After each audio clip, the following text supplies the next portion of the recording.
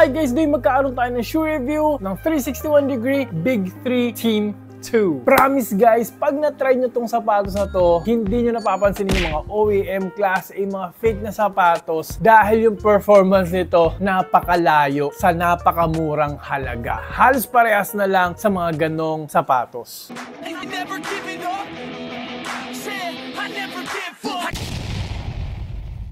Pero bago tayo mag-start, kung first time nyo pa lang sa channel na to, mga ganitong content naman yung hilig yung mga shoe review, mga fitness-related videos, mag-subscribe ka na, i-click mo na rin bell icon para lagi ka updated sa mga next videos ko. Yung kuya nito, no, hanggang ngayon available pa rin sa market. Big hit din yon kasi napaka-affordable, pero high performance pa rin na sapatos. Okay. Akala ko mahirap na tapatan yon o lamangan. Yung pala yung version 2, lalamangan talaga siya ng malayo. Lalong-lalo na yung lumabas pa yung leather version nito. Yung dati kasi, naalala ko, gusto ko siya, no, pang outdoor. Pero pag indoor, medyo may dulas. Medyo inconsistent yung traction. Ito guys, balance siya. Pwede siya indoor, pwede outdoor. And parang mas pogi naman talaga ito. No, marami ring kulay na mapagpipilian. Pero umpisahan nga natin sa aesthetic and material, no. Uppers nito is leather. Meron ding mesh version. Pero parang mas pipiliin ko yung leather kasi mas supportive ito. Anyway, may mga butas-butas naman siya for breathability. May mga mesh din. Yung tang niya mesh, yung likod mesh, mga maliliit lang na part na mesh.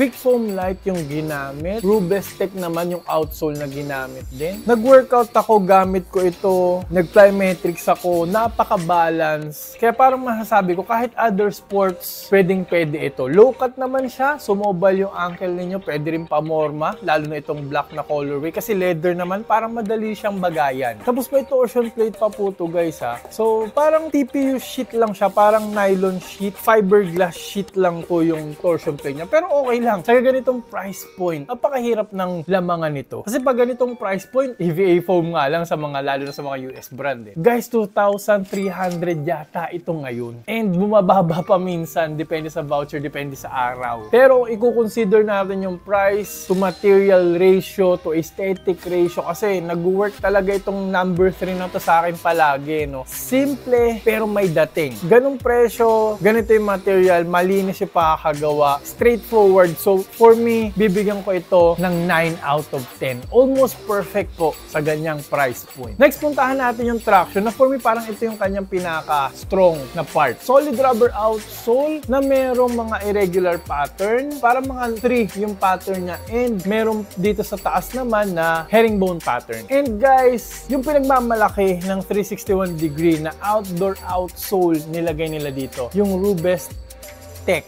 Yung Rubestec na outsole nilalagay nila sa mga parang outdoor basketball shoes talaga nila. Kahit nga running shoes eh. Nagulat ako. Yung running shoes ngayon meron na ring Rubestec. Itong Furious 80, naka-Rubestec na rin po siya. Makapit po ito. Siyempre lalo na sa outdoor, napakakapit na lalo. Pag in-indoor nyo, squeaky pa rin. Doon ako nagulat.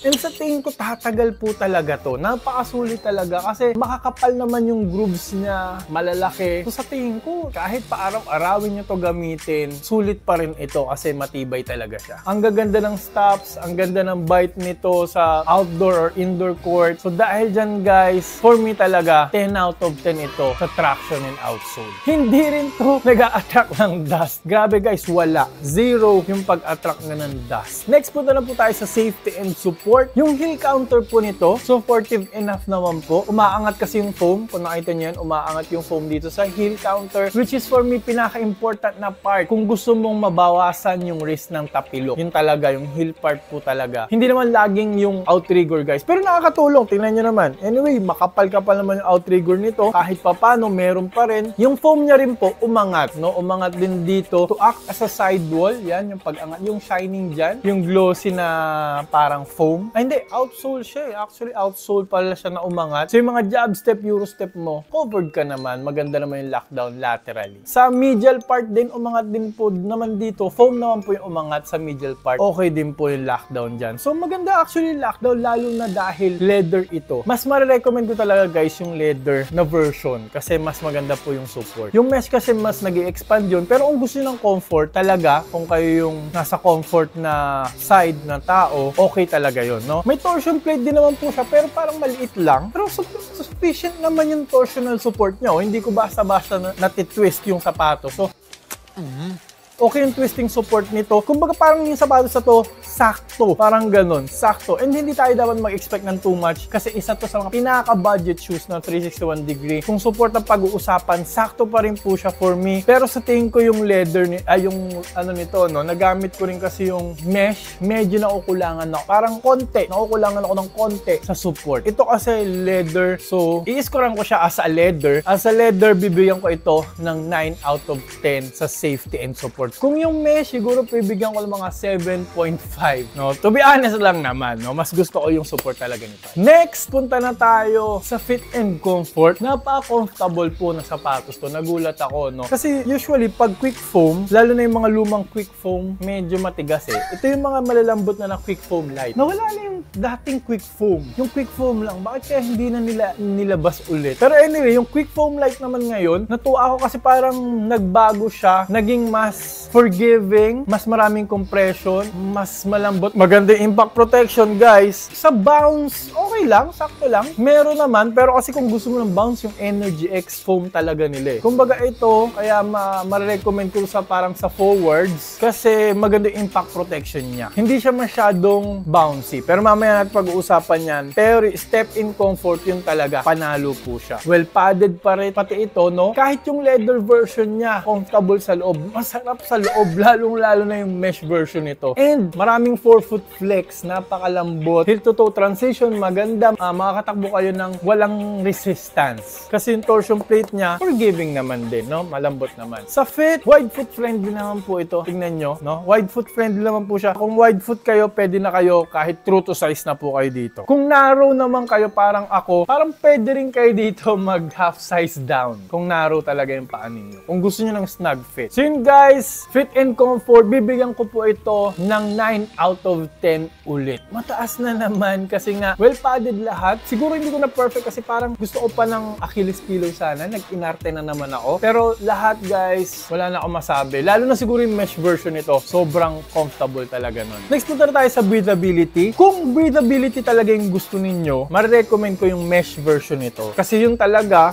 breathable on all parts. Ito, sakto lang, may butas-butas naman dito sa taas, no, sa upper part. Pero konti lang kasi ang pumapasok na hangin. Leather din kasi to. So understandable naman na medyo limited yung breathability nito compared sa mesh version niya. So kung mesh version, 10 out of 10 ang breathability. Kung leather, 7.5 out of 10 na naman. Buti nga mataas pa rin, pasang-awa kasi may mga butas-butas naman. And may mesh naman siya sa likod and yung tang niya, mesh naman. So may konting lumalabas pa rin naman na hangin. Next, cushioning tayo. Yun nga sinabi ko na kanina, maganda po yung impact protection nito. Kahit mabigat kayo, matagal ko tong ginamit, hardcore yung pinagamitan ko, indoor pero hindi tabla, okay yung paa ko, okay yung tuhod ko, masaya sila. Almost flat din ito, almost flat, which is safe, which is better, healthier sa ating tuhod at sa ating paa, yung mga flat. Kasi guys, pag napakataas sa heel, na para kayong nakatakong, mas mataas yung risk ng injury and hindi ngayon healthier sa paa natin. Sakto naman, low to the ground pa rin to. Ang ganda pa rin ng court feel niya, flat nga. You will still feel fast. Parang nga nasa gitna eh. Hindi siya super low to the ground, hindi siya super court feel, pero nandun pa rin. Which is, yun yung gusto ko eh, no? Parang nasa gitna, forward, tres na posisyon, no? Parang ganun to eh, pang tres. Gusto ko lang sana ng konting bounce. Pero may konting binibigay naman na bounce itong torsion plate na maliit. May konti naman, konting energy return, pero konti lang. Yung quick foam light kasi parang more on impact protection talaga. So dahil dyan guys, cushioning, bibigyan ko ito ng 8.5 out of 10. Pero sinasabi ko nga, huwag tayo mag-expect ng too much kasi syempre budget shoes nila to. Minsan nga nagli-less than 2,000 pa itong sapatos na to. Pero sa ganung price guys, napakasulit niya kung ako yung tatanong. Sige nga, punta na nga tayo sa price tag. Obviously, 11 out of 10 ito sa price tag kung ako yung papais ko rin ninyo. Parang hindi nyo na rin kailangan tanungin sa akin kung bakit napakataas ng score. Okay. Napakasulit niya. Kung gusto niyo lang ng simpleng sapatos na may dating, na yung performance, pang original talaga na sapatos, high quality talaga. Huwag kayong mag-alala, maglalagay ako ng link dyan sa baba, Shopee, Lazada, kahit TikTok siguro, ilagay ko na rin dyan. By the way guys, please follow nyo rin po yung TikTok account ko, no, medyo_macho, no, para dumagdag naman yung mga subscribers, mga followers ko doon guys. Suportahan nyo po ako doon. And guys, para masuportahan nyo rin ako, gamitin nyo po yung affiliate link po dyan para mag-grow pa lalo yung channel natin kasi may konting commission po tayong nakukuha dyan. Pero yung price guys same lang. Hindi po maapektuhan, hindi mas magmamahal yung bibilhin ninyo. Same lang, pero may makukuha akong konting commission para masuportahan nyo po yung channel para makontinue ko po ang pag-post nito mga magagandang quality reviews natin. Okay? Pero kung naghahanap pa kayo ng mga high quality na basketball shoes from 361 Degree, maglalagay ako ng link dito. And yung bilog dito, pakipindot na rin po para makasubscribe po agad kayo para lagi kayo updated sa mga next videos ko. Maraming po salamat sa panonood. Mag-ingat po kayo palagi and lagi nyo rin pong tatandaan to always drink your protein. Bye!